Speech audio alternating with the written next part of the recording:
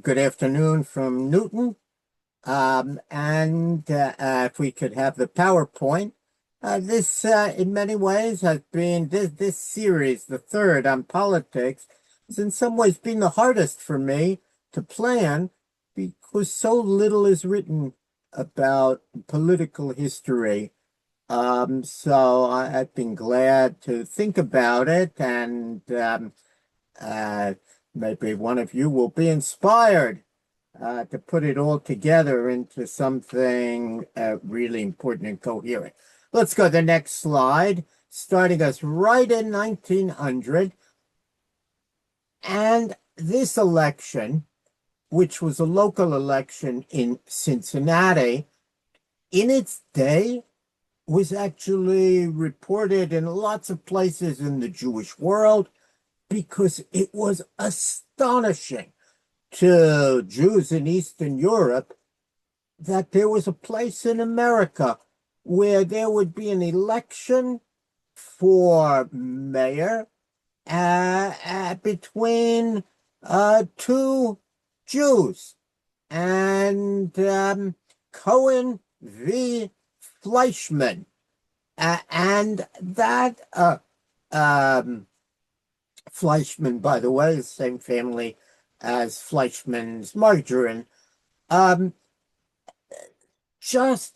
It suggested that no longer was there a taboo in running for office. We saw that a few weeks ago when Mordecai Noah ran and all the anti-Semites, since all's fair in love and politics, came out to try and derail him.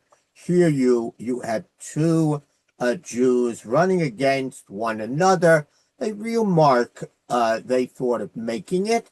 And the American Israelite, which is quoted on the right here, pointed out that in Cincinnati, where Jews had been among the founders of the community, they're there as early as 1816, and where you had important Jewish institutions like Hebrew Union College, and important rabbis, a Jew could run against another Jew. An astonishing, at that time, an astonishing phenomenon.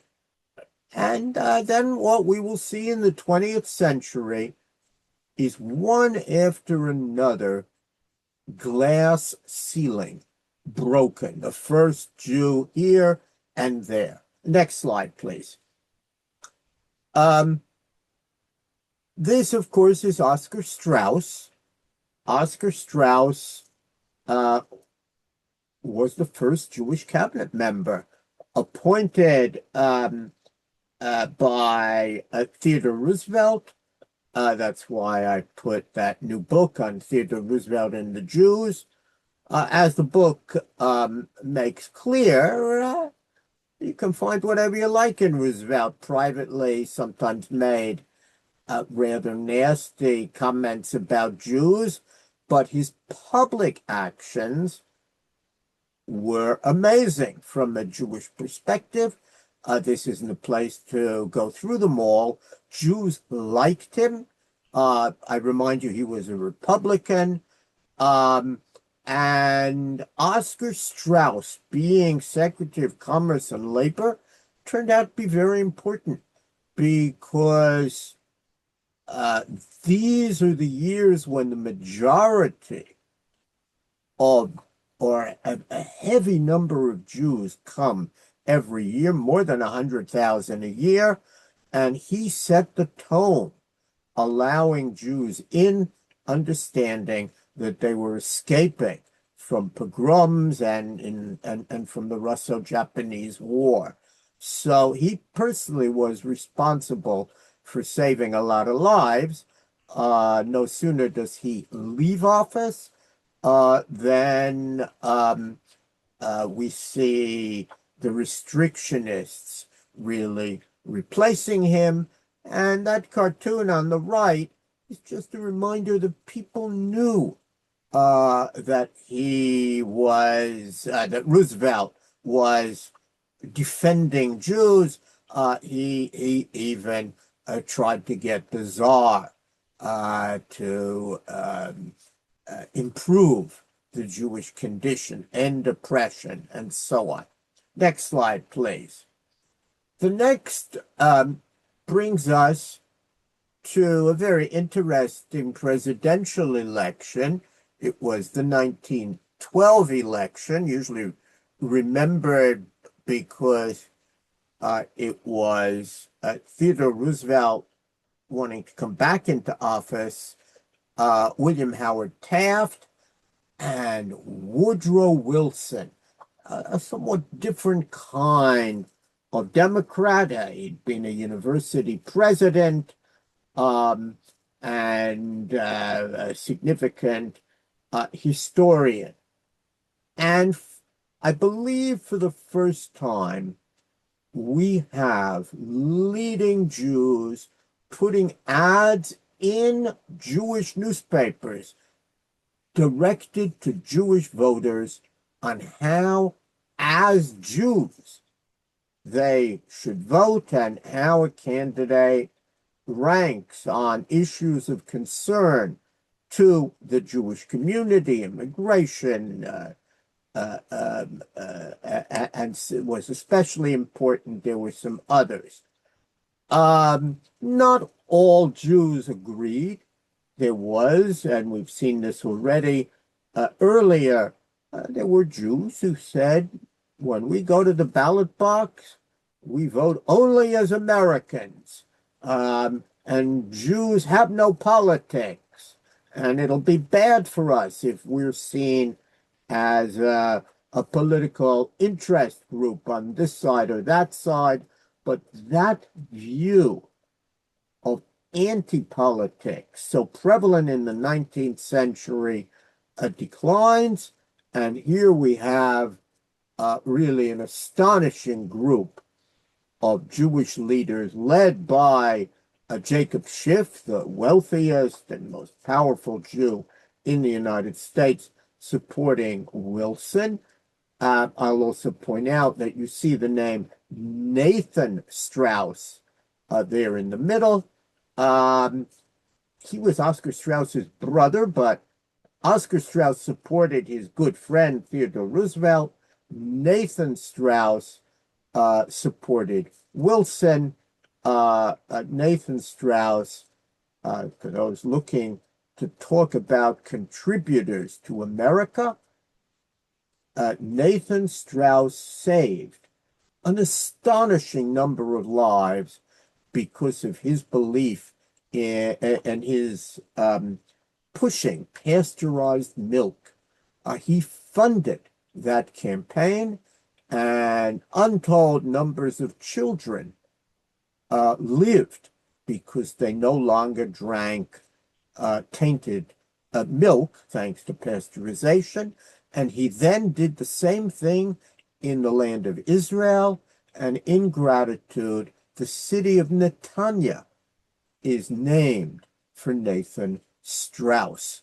I don't know how many people in Netanya know that, but now you do. Really remarkable figure. Okay, Woodrow Wilson, and it's worth remembering, Woodrow Wilson was a philo-Semite, but a terrible racist. And, it's one of these moments, and we'll see it again in the post-war era in the GI Bill, where something is great for Jews and disastrous for African Americans. And so it was with Wilson, who appointed various Jews. You'll see the most famous one in a minute, and who is known to support and praise Jews, but he gets, backtracks all African Americans out of the government, and in many other ways, Wilson is a disaster for Black people. Okay, let's keep going. Next, the most famous thing that Wilson does is appoint the man in the middle, who was a good friend of his and had been one of his great supporters, to the U.S. Supreme Court. On the right, this is one of the earliest, it's not very well made, campaign buttons um, for presidential election. That's Wilson, with an unnamed, ghastly picture of a Russian Jew, with a long beard. Jews look to America for help. But Brandeis, who many in America thought was quite radical, he called himself the people's attorney and had been responsible for savings bank life insurance, which greatly brought down the cost of life insurance in Massachusetts and later many other states, but of course was not liked by businesses and insurance agents who had made a lot of money. When Brandeis is nominated, this is the very first time that we see a difficult hearing in the Senate. And when you read the private correspondence, you see that it's not just because of Brandeis's politics, but also because of his religion. There is a book about that, and it's also found in the great biography of Brandeis by Melvin Urofsky. But in the end, Brandeis prevailed. There was a Democratic Senate, and of course Brandeis becomes one of the greatest Supreme Court justices by all accounts. His decisions are widely read. His innovations about what the law can do are broadly respected, although some in recent years have kind of backtracked on them. Even Taft, who, if you remember, moved to the presidency to the Supreme Court and, of course, opposed Brandeis, was of a different party, and Brandeis had made him look foolish as president, helped bring him down. But Taft, in his later years, admitted he was a wonderful colleague and justice. It's not just because I teach at Brandeis University that I bring forth Louis Brandeis, but I think it's important that we remember him and also how that changed ideas about what the Supreme Court could do. Now we come, next slide, we're talking about progressive. Now we come to a very significant Jewish socialist named Eugene V. Debs. While not Jewish, he had lots of Jewish friends. He was a union official. He was very friendly with the well-known Victor Berger. And he articulated ideas that a lot of East European Jews had. He was opposed to World War I. Many of them couldn't understand, why would we want to be on the same side as Russia? He actually goes to prison for his opposition to World War I. It's another thing that Wilson later is criticized for lack of human rights and not respecting dissenters during his presidency. Lots of Jews voted for Eugene V. Debs. There is no election, I think, that is so disputed of how many Jews voted for him. Many of the books say 38%, which would be an astonishing turnout for a socialist, neither Republican nor Democrat. Professor Howard Weisberg at Ohio State did a whole study and created a new methodology for trying to find out how Jews voted. Remember, there are no official counts of how Jews voted. And he came down that the number was much lower, 16%, but it's still very high for a third-party candidate. Bernie Sanders, who in some ways is heir to ideas and practices of Eugene V. Debs, didn't get 16%. And look at the difference, even if it's 16%, between the Jewish vote for a socialist and how many other Americans voted for him, 3%. According to most people, the majority of Jews still voted for Warren Harding, who disappointed Jews later by signing restrictive legislation and being a crooked president. What's important for politics is 1920 is the very last time that the majority of Jews would vote Republican. For a century, the majority of Jews have voted Democratic, so much so that people who don't know the earlier period, imagine that it's against Jewish law to vote Republican, or that there's some genetic aspect to it. But anyone who really knows the history knows that Jews swing Democratic only in after 1924. I'll get to that in a minute, but let's say a bit more.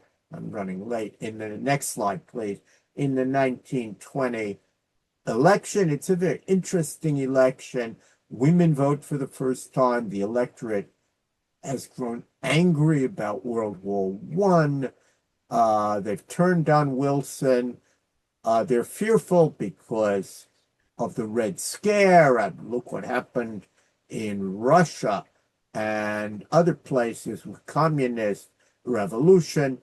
Harding had a great slogan about normalcy and making America great again, and he won. And as I said,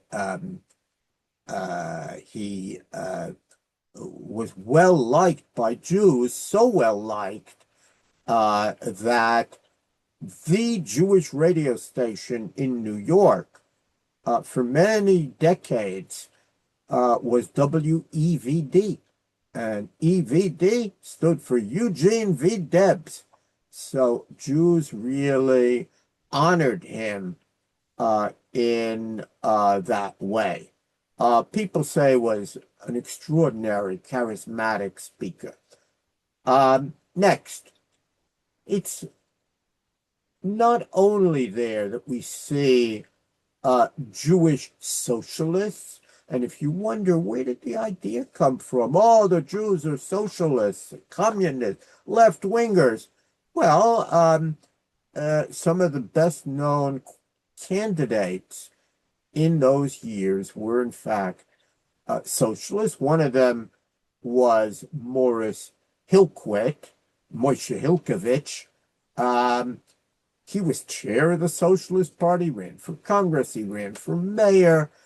He was a writer, an orator, very popular among Jews. He did not win, but was a very significant figure. And then the remarkable guy on the right, Mayor London, who is the first Russian Jew in Congress, the first socialist in the East Coast. I mentioned earlier Victor Berger, and I think there may have been others from Wisconsin. But off and on from 1914 until his death, Mayor London is in Congress. And important, do note that he was a Russian Jewish immigrant and he had a labor background, but his official portrait could be that of any politician. He dressed the part rather than wearing work clothes like some other socialists and labor figures did. Next slide, please. In the 1920s, Jews shift to the Democratic Party. The Socialist Party declines. There is something in New York, where I remind you, the majority of Jews still were, called the Labor Party, so that Jews who wanted to vote Labor could vote for a Democratic candidate flying the Labor flag. And that remained true for decades, that there would be two lines and Jews would vote for the Democrat. Jews who were members of unions would vote for the Democrat, but on the Labor ticket.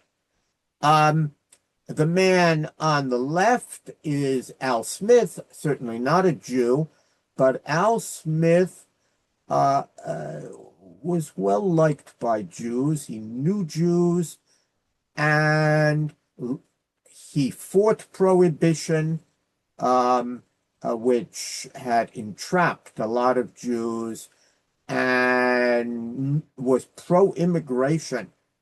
By 1924, the Immigration Restriction Act that we talked about earlier, the Johnson Act, was in force.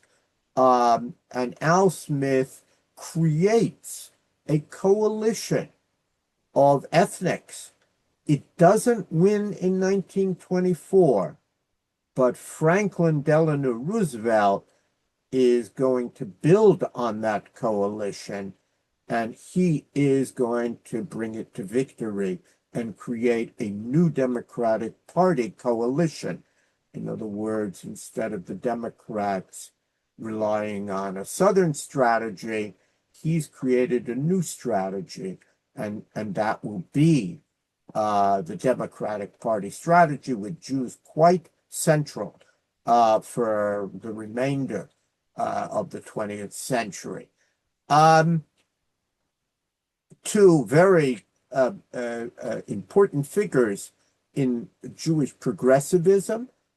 One will surprise you, Meir LaGuardia, not a very Jewish name, Fiorello, but his mother was Jewish, and he spoke Yiddish, and Jews loved it. He'd read WEVD stories, bedtime stories to children. He was a genius of a politician. He spoke half a dozen languages. He knew how to appeal to New York ethnics.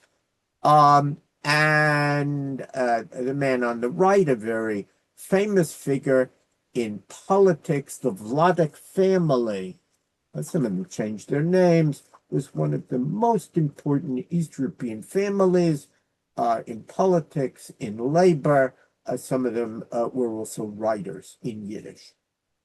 And the man on the right is one of the early Jewish political figures, obviously from a famous banking family and not East European, but he's going to become governor of New York, a position that Jews had not attained previously, and will be deeply respected by the Jewish community. So we see a very important shift. Today, when people ask, will Jews shift politically, they're remembering how the 20s was a time when we saw Jews shift to the Democrats. Next, Nobody was better liked, no politician in his day was better liked by Jews than Franklin Delano Roosevelt.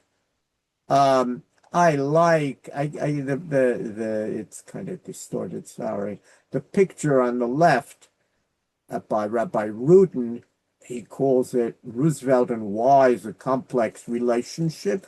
The truth is, everything about Roosevelt and the Jews is complex. If you read two books, that one of which is read pro FDR and by very important scholars, FDR and the Jews, and the other is anti-FDR, you'll see the issues involved. The anti-FDR people do not forgive Roosevelt for failing to save more European Jews when he could have done so. The pro-FDR people point out how much Jews benefited from the New Deal and how difficult the political moment was that FDR had to navigate.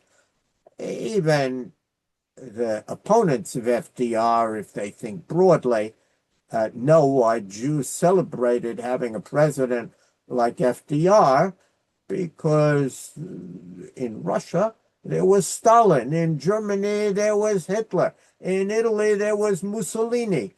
Compared to them, FDR was a righteous man. But one need only read a rather new biography of Roosevelt's wife, Eleanor Roosevelt, and the Jews, to realize that she understood that much more could have been done, more sympathy shown. She was more in favor of helping Jews, whereas her husband felt best way to help Jews is to win the war. But by the time the war was won, many were dead. The good thing about FDR and the Jews is he shows there are different eras in the life of FDR, who, after all, was elected 4 different times.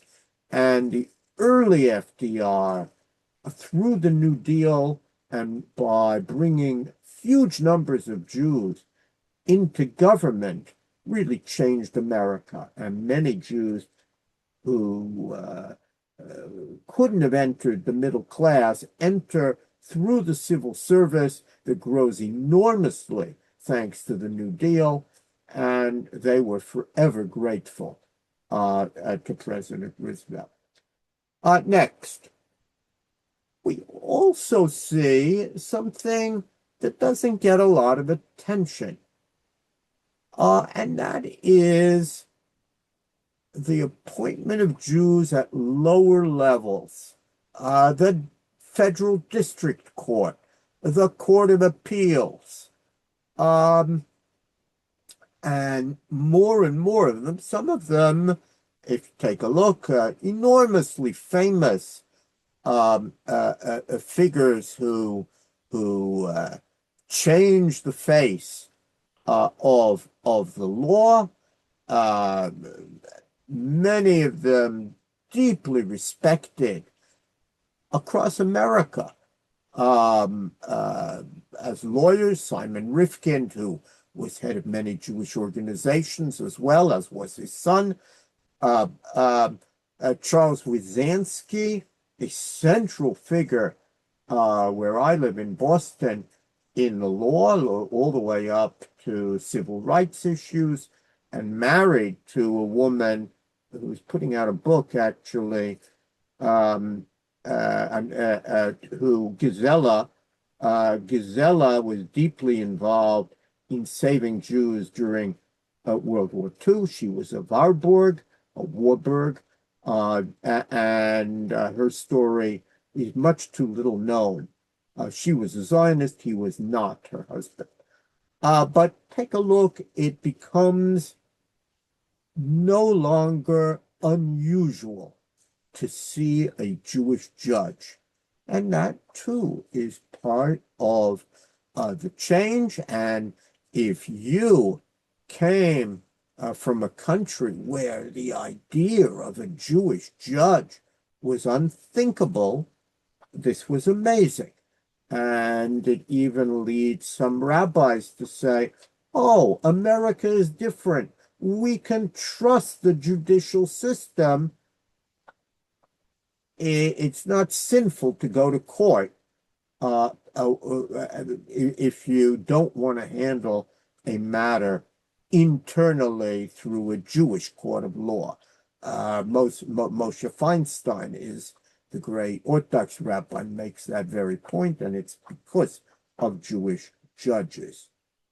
But it's not only the Jewish judges. Go next slide.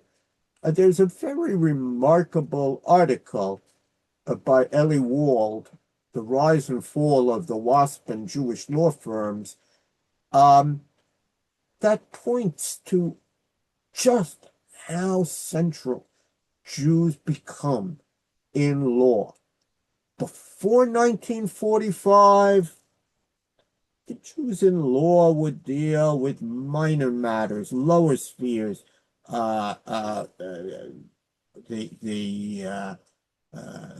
property. Louis Marshall and, of course, Louis Brandeis were exceptions to that generalization, but most Jewish lawyers knew that they could never aspire to anything more.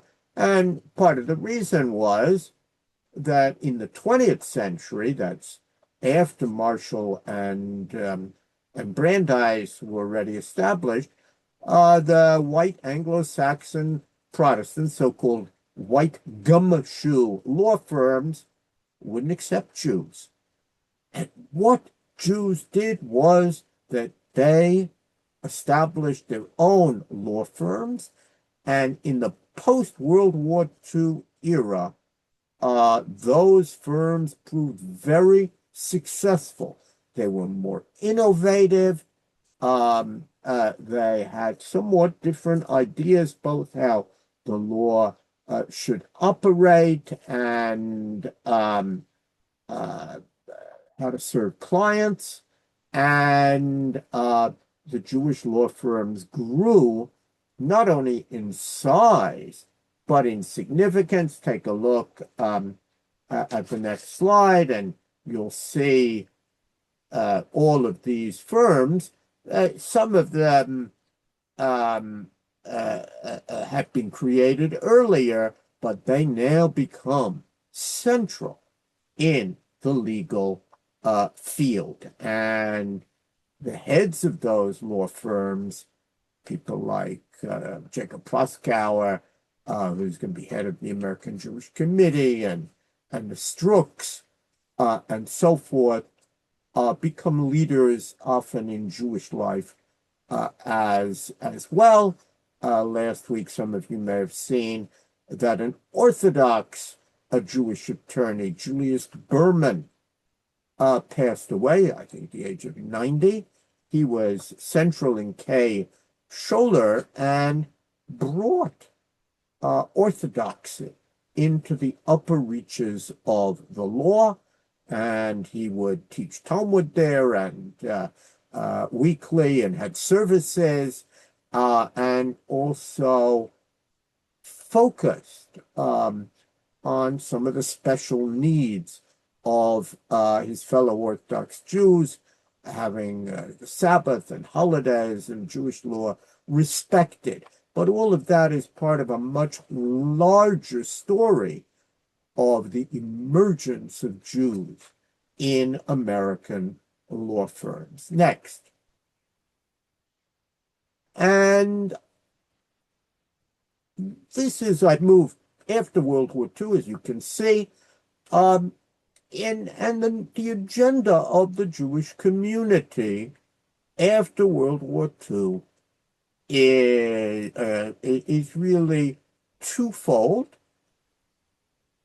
assuring Israel's security and striving for liberal America, an America that would include them and other minorities as equals. And that allowed Jews to promote their own interests without seeming to be parochial. Now, for a long time, for example, the Jewish community fought for fair housing legislation. And clearly, there were a lot of places that kept Jews out, but Jews fought for it not to say, oh, ban the idea of no Jews allowed, but rather fair housing for everybody. Nobody should suffer unfair treatment. And actually, this was an area where Jews and African Americans worked closely together. But as so often the case, Jews benefited much more, I would have to say, than African Americans. Blacks continued to face housing discrimination much longer. But the laws, Jews had a lot to do with passing. And the idea for a long time was, let's not highlight particularism, let's highlight American values. And that's why one of the most famous groups, we'll see it in a minute, didn't have the word Jewish in it for some time. The National Community Relations Advisory Council. It was headed by Jews, but didn't mention them. Okay, next. And after World War II, the so-called defense agencies, Anti-Defamation League, American Jewish Committee, American Jewish Congress, and so on, they all broaden their agenda. Every one of them takes up social action. The reform movement is the strongest to promote social action. Later, they would translate that into Hebrew as tikkun olam and kind of retroject that back into rabbinic Judaism. But in the 1950s, it was all about social action, which is why the Reform Center in Washington is called the Social Action Center, not the Tikkun Olam Center. And they support legislation that benefited African Americans, Asians, strengthened unions, and so on. You begin to see what the Jewish community supports. And in the 50s, there is very broad Jewish support for these. Just like Franklin Delano Roosevelt got 90% of the Jewish vote, so many of these ideas, which later would become divisive and would separate religious, non-religious, Orthodox, non-Orthodox Jews, in the 50s, there weren't a lot of people in the Jewish community publicly opposing internationalism and social welfare. And that will continue. It's why a man like now forgotten Senator Henry Jackson was so popular in Jewish life, because he seemed to embrace both ideas. I mentioned, next slide, please. I mentioned the National Jewish Community Relations Advisory Council, originally without the name Jewish in it, then they added the name Jewish, founded at the very end of the war, but the goals are what are important. Improve, safeguard Jewish communities at home and abroad, and democratic pluralism, and so on. And these were some of the issues Jews fought. Shchita means ritual slaughtering. In the 1950s, animal rights people tried to ban ritual slaughtering for being cruel to animals. There's no doubt there was some anti-Semitism connected, and there's no doubt that some of the means of killing animals through hoisting them was cruel. Rabbi Joseph Soloveitchik represented the a Jewish community, and eventually that issue hasn't completely disappeared, but was taken off the table, with some exceptions, finding ways of slaughtering that would meet both Jewish needs and the sensitivities of anti-vivisectionists. The next slide, just as we brought together the different organizations in community relations, so during this period, the arms of Judaism joined together. Orthodox, conservative, reform, rabbis, lay leaders formed the Synagogue Council of America. In the 1950s, the Synagogue Council is deeply involved in social action. That changes in the 1960s when Orthodox members begin to wonder, isn't there a way that we could fund Jewish day schools the way Catholic schools are?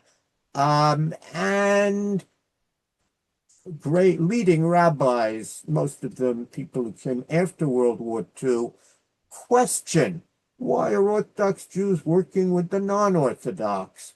And as a result of that, there was excommunication of the Synagogue Council. Modern Orthodox rabbis didn't initially take any notice, and Rabbi Soloveitchik refused to sign it, but very significant rabbis in Brooklyn did sign it in the late 50s, and we see the Synagogue Council withdrawing from many issues. It represented Jews, you can read it on the screen, in various matters. Perhaps the best remembered was that National Conference on Religion and Race, remembered because that is the place where Martin Luther King Jr. met Abraham Joshua Heschel, who made a celebrated address there.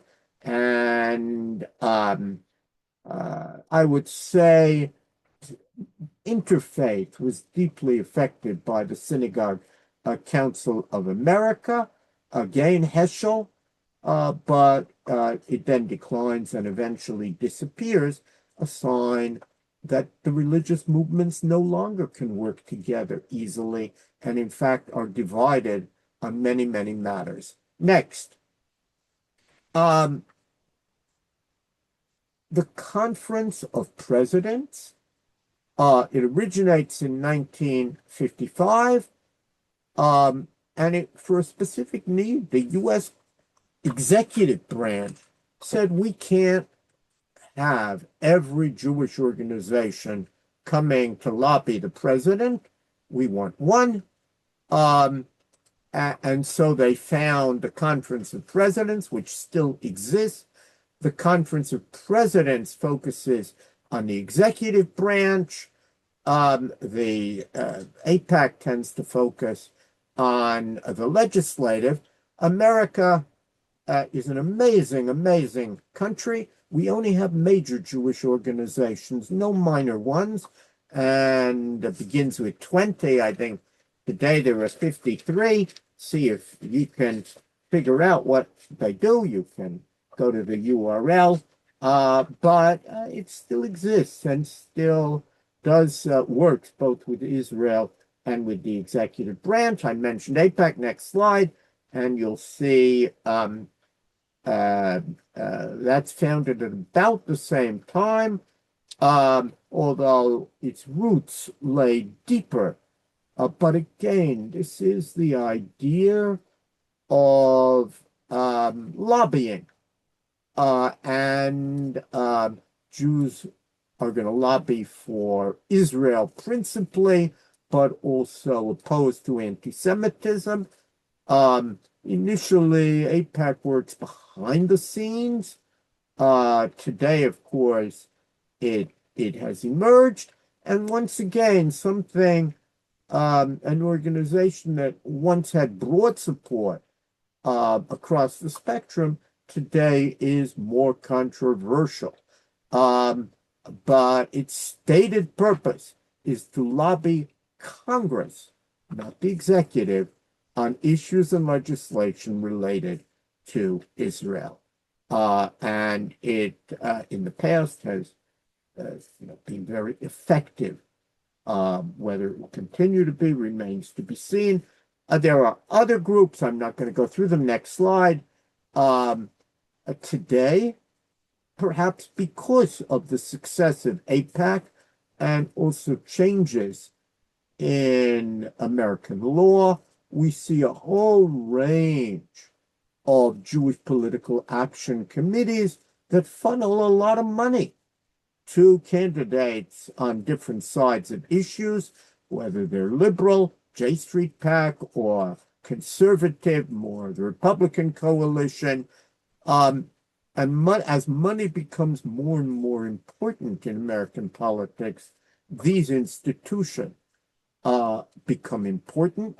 And as we'll see next time, Jews are important despite their small numbers, not just because of the number of votes, but also because they're totally disproportionate in the amount of money they raise for both parties and therefore cannot be ignored. And that's a deliberate strategy. But today, Jews speak with lots of voices. Whereas in the 50s, one could talk to NACRAC and synagogue council and feel this is the Jewish position. In 2026, that is unthinkable. And we're back to the moment when each organization says that we really represent the Jews and the other guys don't. I will say just one word and then open it up. One of the reasons anti-Semitism, I think, has become so popular is that unlike a lot of other issues, Israel, social action issues, welfare, fighting anti-Semitism remains a consensus objective. There is no organization in Jewish life that says, no, we should promote more anti-Semitism. And because of that, the issue is attractive, whereas others are seen as divisive. Okay, there's more to say, but I think let's open it up for questions. Again, a sprint through American Jewish history, this time focusing on politics. So obviously we can't do everything. And you took us down a slice. A few questions. First question. So why were Jews predominantly voting for Republicans before in the 1920s? So before the 1920s, I think Jews voted two reasons. One, there was a perception that there was a disagreement who would be best on many issues. And I've never found a sense all Jews are one or the other.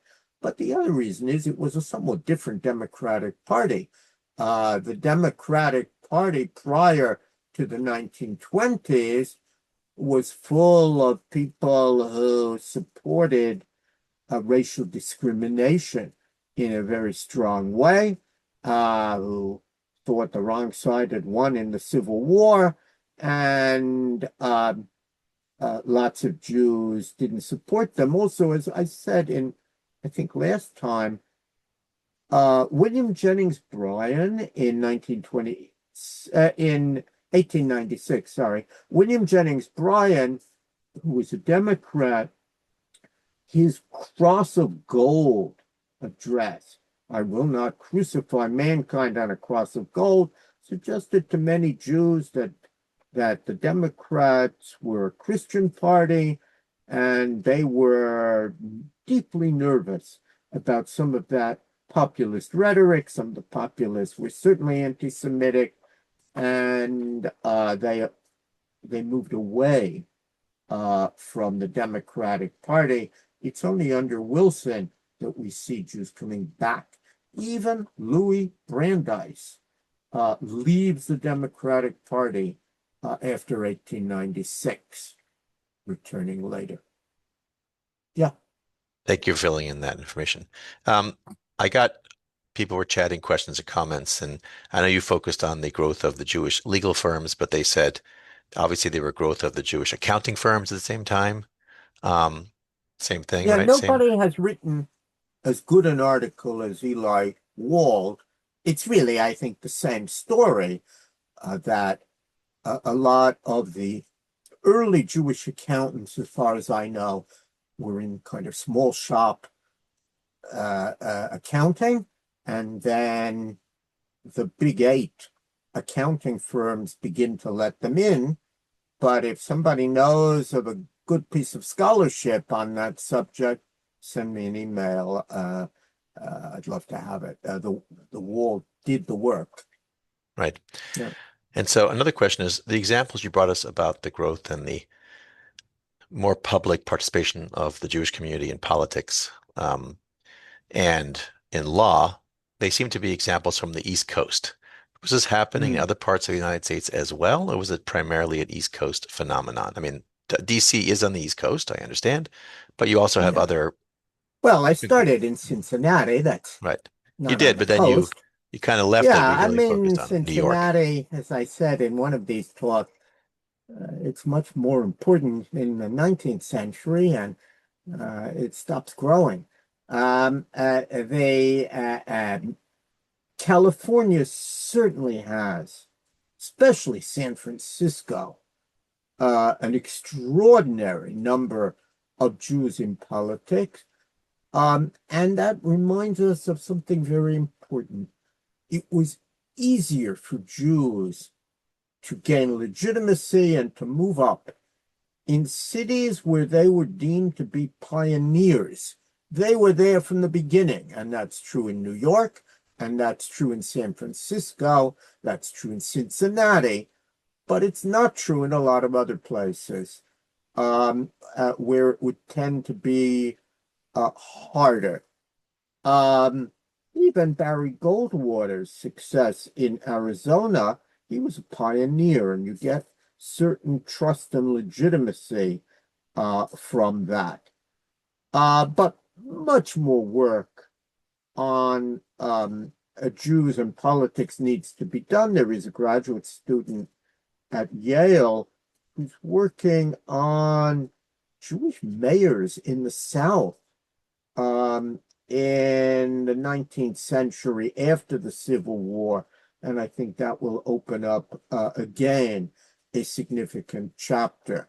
But there were plenty of people who believed deeply, don't be too Jewish, and don't be upfront. That'll lead to anti-Semitism. And where you had a Jewish mayor like Evans in the South, the father of Eli Evans, the late Eli Evans, told me himself, his father felt, don't be too Jewish, and then it won't become an issue. And as I'll say next time, that was what was so amazing about the campaign of Joe Lieberman, where for the first time we saw a politician on the national stage who flaunted his Judaism, and tried to gain religious Christians on that basis. It does appear that Mr. Shapiro in Pennsylvania is going to be echoing some of those themes, very different than folks, who is hardly known. Thank you. So last question. We do have doctors on board saying we didn't talk about the Jewish doctors, but this is really a program about politics. We did go, we Yeah, talked about lawyers because of law, but that's a whole different subject. And obviously there's a lot right. going on in America over this period of time, and Jews are being accepted more now, late as you kind of grow Yeah. And later. I mean, I will, and that's exactly the reason. I was trying to think about, if one were writing the history of Jews and politics, what would be the components? And it's not just public office. Lawyers have much more interaction with the polity than doctors do. Doctors interact with patients, but you're absolutely right. It's the same trajectory. And I'm increasingly of the opinion that it kind of peaks just around the year 2000. In 2000, I think of it because he just died. Sam Thier becomes head of all of the hospitals in Boston. And people just were aghast. And that's linked to a Jewish president of Harvard and other major universities, all in that era. But since 2000, we've kind of seen a pushback and a decline, and we'll see some of that next week. It remains to be seen, and I'm not the person to add to what extent it's also true in hospitals. But the emergence of Jews in high-level medicine is a late 20th century phenomenon. I still knew a very significant person who, when he was at Children's Hospital in Cincinnati, one of the best ones in the country, was told, and it was a compliment, you've come as high as any Jew can in Children's Hospital. But of course, he didn't take it as a compliment and moved to a different hospital where he soon became the head of medicine.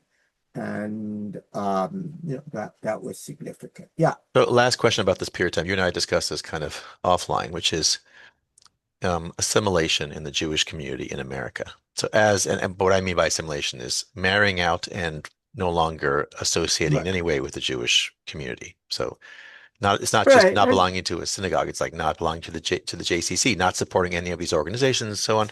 So the question is, as the Jewish community is growing and getting power and participating in politics and becoming obviously, obvious to people that you don't have to hide your Judaism, is that leading to less assimilation because people can be proud, or is it leading to more assimilation because people are now feeling more part of America?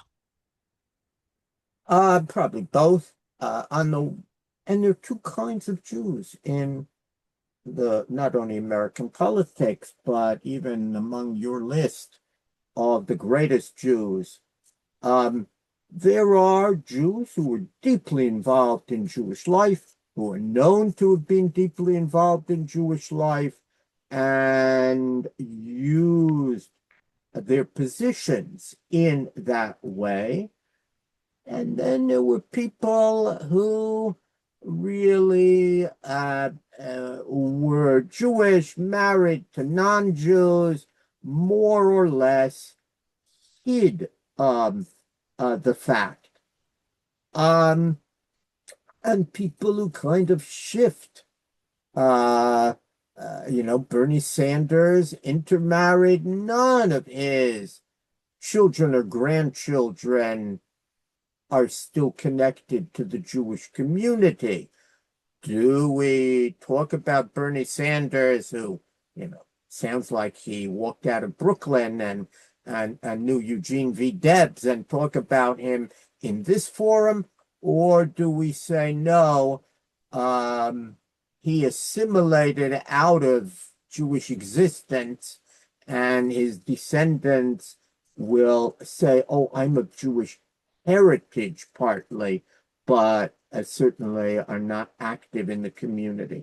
And I think we see both, and we all know examples of both. That's not new. We may revere some of the 19th century political figures, Judah P. Benjamin, the Secretary of State of the Confederacy, but his wife wasn't Jewish. He certainly did not interact in any way with Jews. And the state of Louisiana, where he was from, actually had several of those kinds of Jews, every one of them married out. We've long had two paths, and political figures need to choose. I'll say more about that next time, where you can actually see figures who at different times change their strategy. And we have some of that going on now.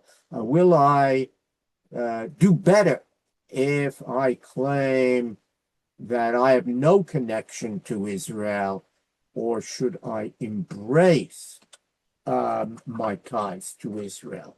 And that's going to be an important question going forward, even for Jewish politicians, I think.